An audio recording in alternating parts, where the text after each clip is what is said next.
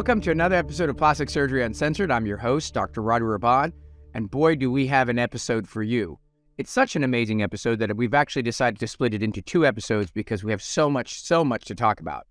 I'm going to be joined by, with Barry Eppley, world-renowned plastic surgeon, oral surgeon, and dear friend of mine who does some extraordinary surgeries, actually surgeries that I don't do. These are procedures like rib removal and skull reshaping and shoulder reshaping and Adam's apple reductions, testicular enhancements, calf reductions, jaws, wraparound jaws, and more.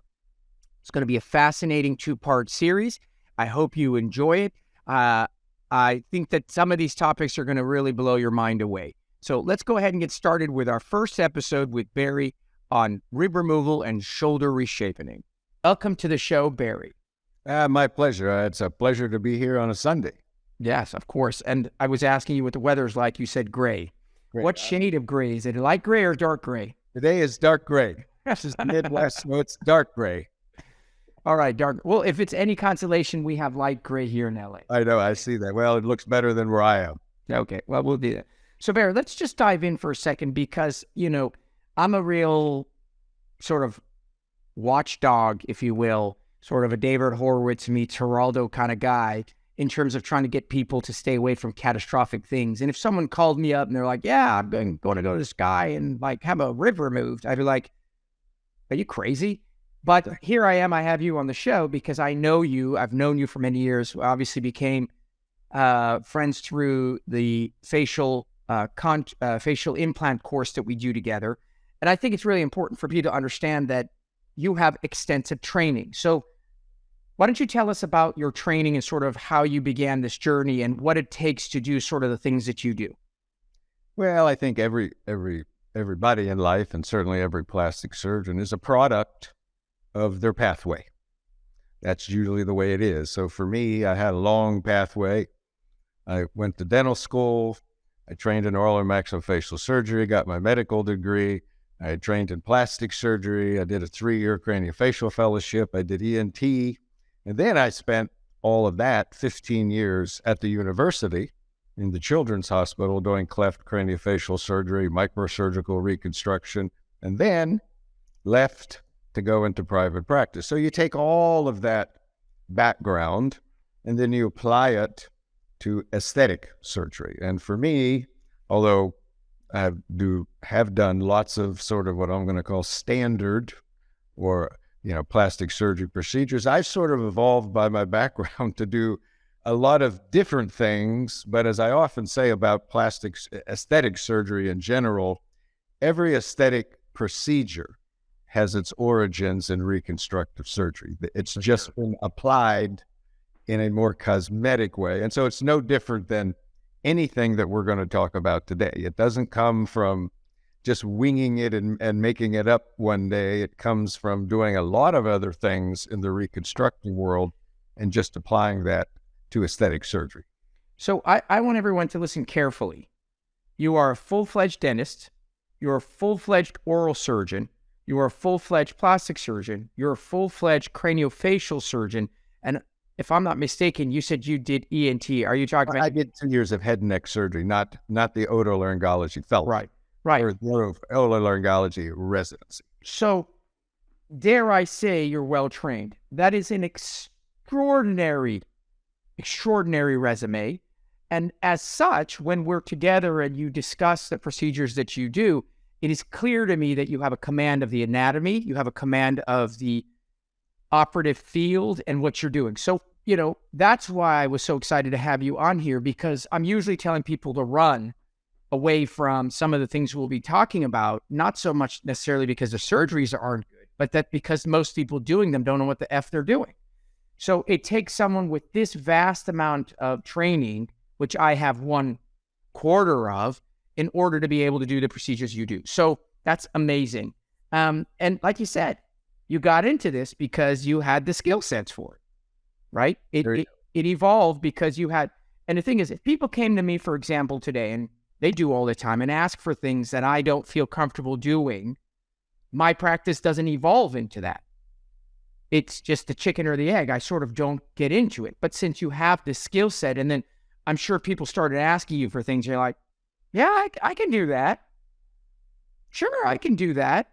And then, after a while, this is what you're doing, right? Well, I think you hit upon a very important point. It's people sometimes, look at some of the things I do, and if they're not that knowledgeable about my background, which I don't know why they would, they think you're aggressive. They think you're cavalier. Well, the reality is you're cavalier if you don't have the requisite background to be doing it. Precisely. That's exactly what we preach every week here on the show. Everything has to do with who, where, when, what, and how. So now that we know you are well-trained, you are an expert, let's kind of dive in. I kind of asked you to give me a list of the items that you do that we would refer to out of the box or non-standard. You gave me this list. I'm going to list it out here so the people listening can be excited and, if you will, start to salivate about some of these subjects. I'm going to start with the one that I think most people are always so curious about, which is waistline reduction. That's right. Making your waist small, like Jessica Rabbit style. That is actually rib reduction. We'll get into that. Next one I thought was super interesting is shoulder reshaping. What the hell does that mean? That means that we're changing the shape of the breadth of your shoulder, whether we make you wider and or narrower by manipulating the clavicle. And you also mentioned a lot of skull reshaping. And of course, when we dive in, we'll elaborate. I have a few other things like total jaws and testicular enhancements and calf reductions and things like that we'll get you if we get time. So let's dive in. This is something that I know people ask all the time, right? I imagine this procedure in your practice has exploded.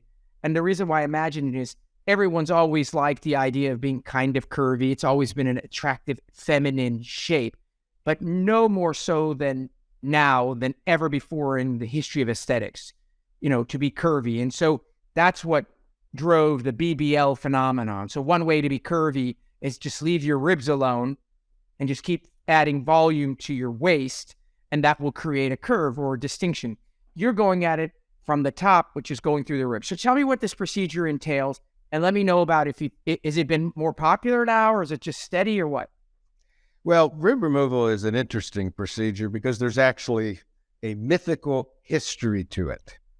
It goes back decades. I don't know if people did it decades ago, but, in my experience, it's kind of interesting. Yes, you remove ribs, you reduce your waistline. But what's really interesting about it is the patients that seek it out. And they are different than what you think. The two primary patients who seek out rib removal are transgender, male to female, and cis females who already have a very narrow waistline. And both of those patients really are after the same thing. They're straight. Their body profile is straight. And they're just trying to get something that has more of a curve. You do get, and maybe the other third of the patients is patients who are probably more what you were talking about. People that are really trying to get an ultra hourglass, type figure. But that actually doesn't make up the vast majority of the people. And almost all of these people have been through the conventional approaches to try to do it, whether that's liposuction, tummy tucks. So I often, say rib removal is kind of the last stop on the train of waist narrowing. That's interesting.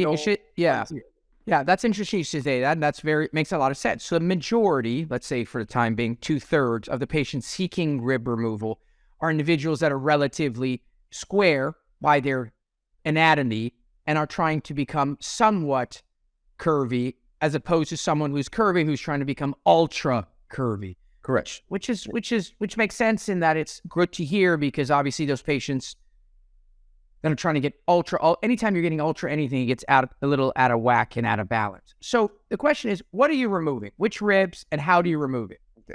Yeah, the interesting question is, which ribs influence the waistline? Well, they are the free-floating ribs, and it's very interesting because what I've learned is if you look at a lot of anatomy textbooks and drawing and so forth, you'll see these 11 and 12 rib, and they look like they go out at about 45 degrees.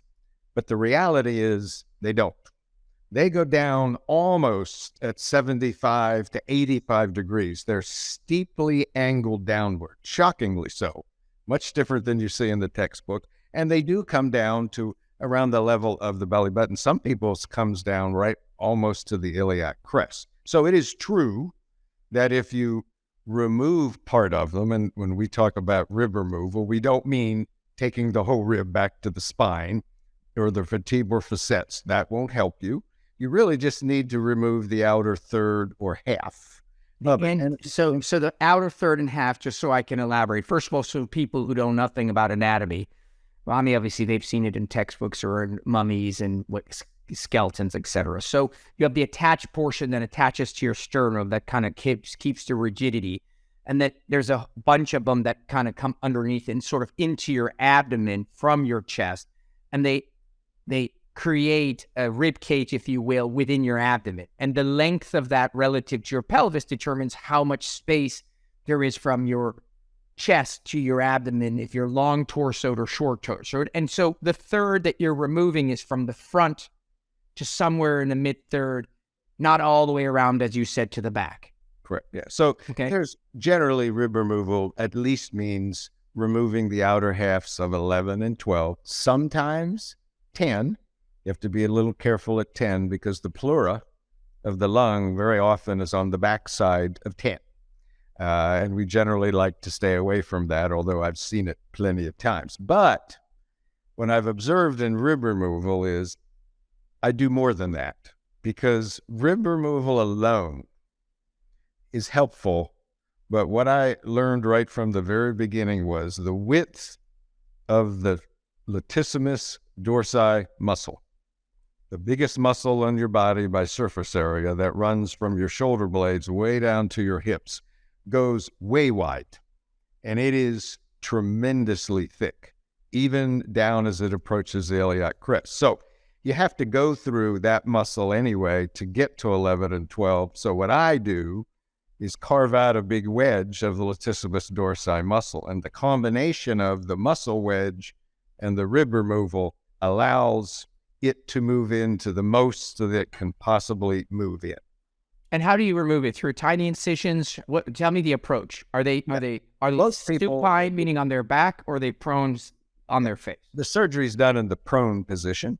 We generally are using about a 4-centimeter incision, a little bit more to the side. If you when people turn their backs, you'll see there's this natural kind of crease that takes place, and that's kind of where you put it in, centered over the end of rib number 11. Mm-hmm. So it's a fairly small incision, given what you actually have to do inside of it. Gotcha. So what's a recovery from such a thing? I mean, people think, oh, you now remove some ribs. Are you more vulnerable to some trauma back there because the ribs were obviously protecting your organs? Tell me about the recovery and what people generally expect. Sure. Well, interestingly enough, rib removal, that surgery as I do it, it is easier to recover from and has less complications than a tummy tuck. I believe that. In simple. And it's not because tummy tuck is some easy surgery. It's just because it's common. People don't give it much attention. But if you look at a tummy tuck, as you know, it's a big surface area involvement, and you need drains and you're doing lipo with it. But rib removal is fairly discreet. And because you're taking something out, it is not like rib fractures. Rib fractures are very painful because you're trying to get those bones to heal and you have those two ends rubbing together. But when you're taking the bone out, it is just a muscular recovery. So people within 2 to 3 weeks, will be, pretty much back to doing normal things. And within 6 weeks, they'll be back to almost any activity they want to do. And I know that because I've certainly done people who are dancers, gymnasts, and none of those have had any problems. With. So it's just one of those procedures that, because the name of it just sounds bad. And you know what the thing about it, Barry, that's interesting is, like, when people come to me for rhinoplasty, as you know, is, I don't know, almost a half of my practice. It's odd. I always find the questions they ask so fascinating because they're consistent of the sort of misunderstanding or misinformation. The question is, blah, blah, blah. Are you going to break my nose? Yeah, I do osteotomies in everybody. Oh my. And I said, you're not going to feel it. It's not breaking your nose, removing a rib. They just sound, so painful. Yet, as you said, forget about that. Liposuction is brutal. I don't know one patient who is in an excruciating pain after liposuction, yet, a rhinoplasty has essentially no pain, and I would suspect a rib removal done correctly is also relatively painless. So that makes sense. It's painless, but if you want to put it in perspective, use an analogy that people know better because it's common. If people have BBL surgery, there probably isn't any procedure that I do that I would say is as bad as what BBL surgery does to somebody. Between 360-degree lipo all over their body, and it's a very uncomfortable procedure because it's just about the surface area of the trauma. It's huge, but nobody looks at that and go, oh, that's a terrible recovery. Or more relevant, as you know, nobody looks at BBL surgery and go, well, that's a dangerous procedure. Right. Well, there you have it. There you have it. That's right. Everything you ever thought you knew and more about rib removal. So we're going to take a quick break. We'll come back and we're going to dive in deep again regarding shoulder reshaping. That's right. Expanding and narrowing the shoulders. Hey, if you're wondering what that means, so did I. You want to check out the second half after this break.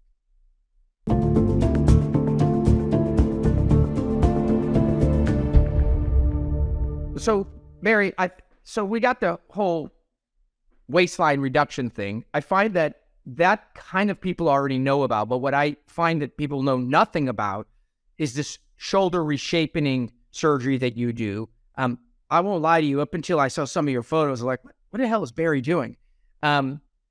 What is shoulder reshaping? Why are you doing it? Why would you? I mean, I know, like, for example, models like broad shoulders, and we like to avoid short, tiny shoulders, but I don't even understand why someone would want to do it, and I'm not really even sure how you do it. So tell me a little bit more about shoulder reshaping again. Yeah, shoulder reshaping, and I don't know who invented it, quite honestly. I just came up with the idea and did it on my own. Somebody may have done it before me. I just don't know. But it comes from initially, the demand comes from transgender surgery. Okay. That is the demand for it in the male to female patient. And what you observe or learn in them is when it comes to their body, everybody knows facial feminization. That's obviously a very common procedure almost today. But when it comes to their body, one of their primary concerns for many of these patients is the width of their shoulders or how square their shoulders are. It is a huge area of shoulder dysphoria, and perhaps surprising to many, it's often more important to them than getting breast implants in the context of feminizing their body. It is a big issue to have these broader, more square shoulders. Okay. So that's the origin of it. So helping these patients have more narrow shoulders, or by taking the clavicles, the clavicle bone anatomically, its main function is to keep your shoulder off of your sternum. That's the role that it actually plays, so it doesn't collapse on there. And so taking out a segment of that bone will allow the entire shoulder girdle to move inward. Is it that the shoulders are moving inwards, or are they rotating in?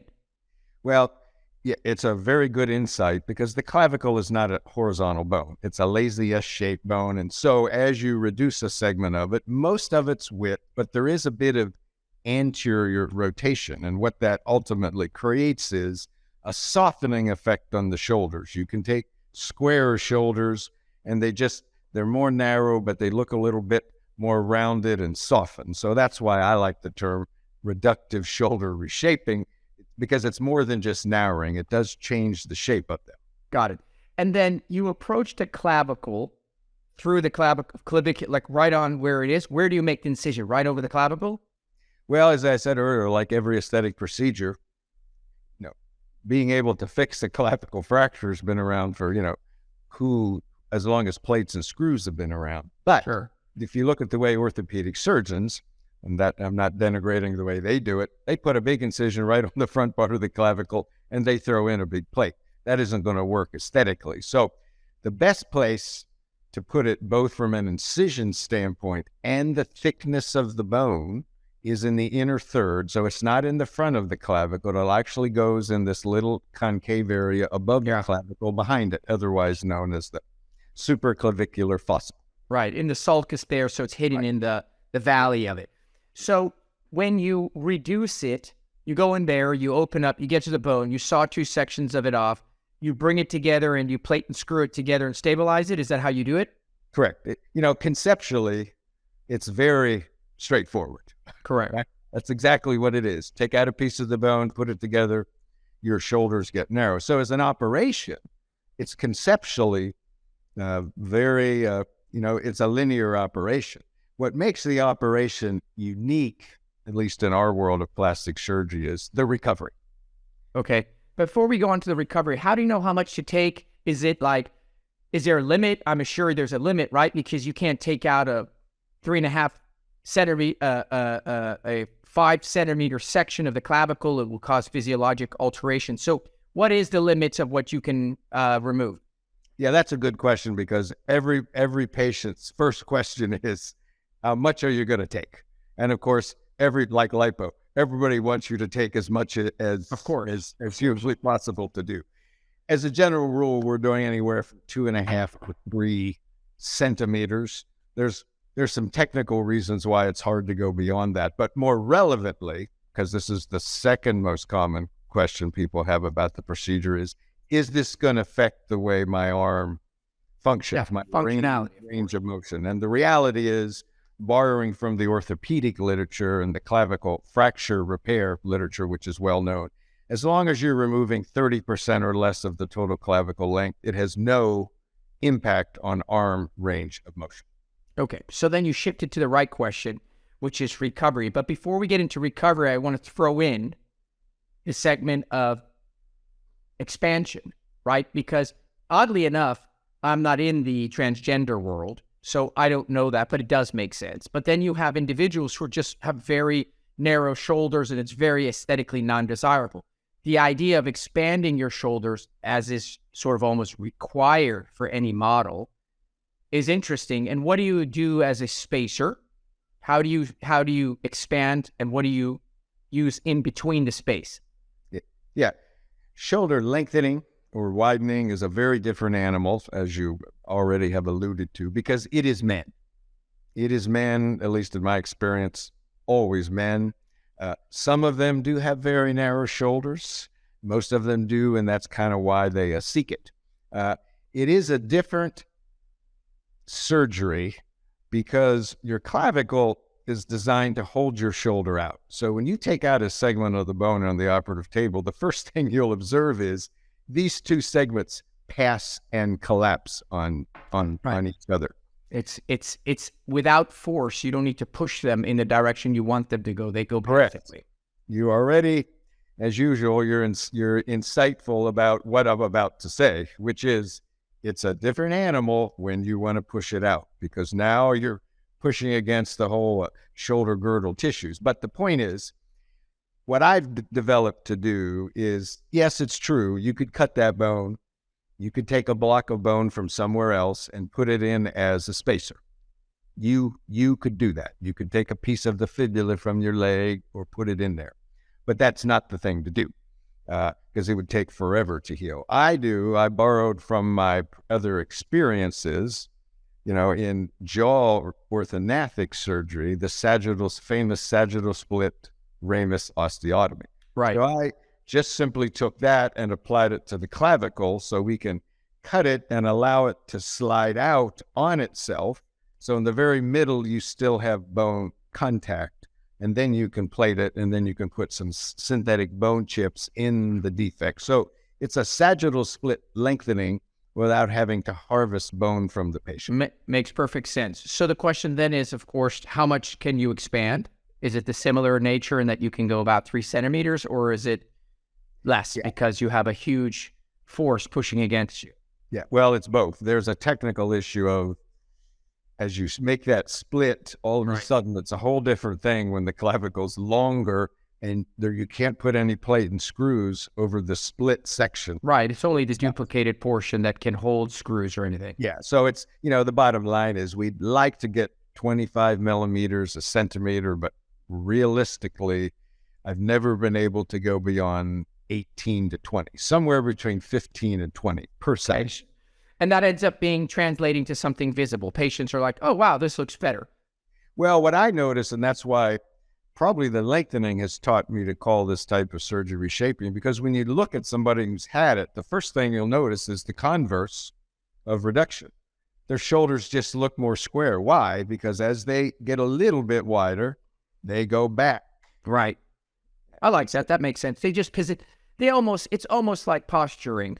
A person can probably gain or lose what you give them based on slouching versus standing erect. It would be essentially the same. Correct. You got now, you led to the question at hand, which is when we talked about rib removal or waistline reduction, you said it's actually quite uncanny how reasonably easy the recovery is, because it was something that perhaps is just floating and not doing it's not holding any force and it's not involved in any real functionality. But it sounds like the clavicular surgeries are a little bit more involved because there's plates and screws and a lot of movement. Is that right?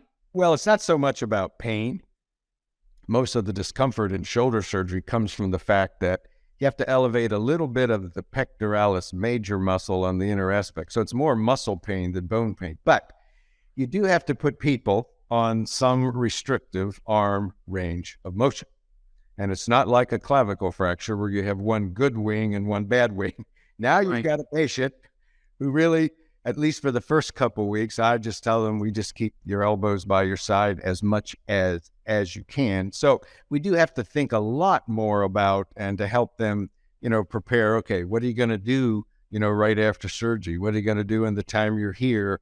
How are you going to get home? All of those sort of things, because their arm motion is going to be more restricted.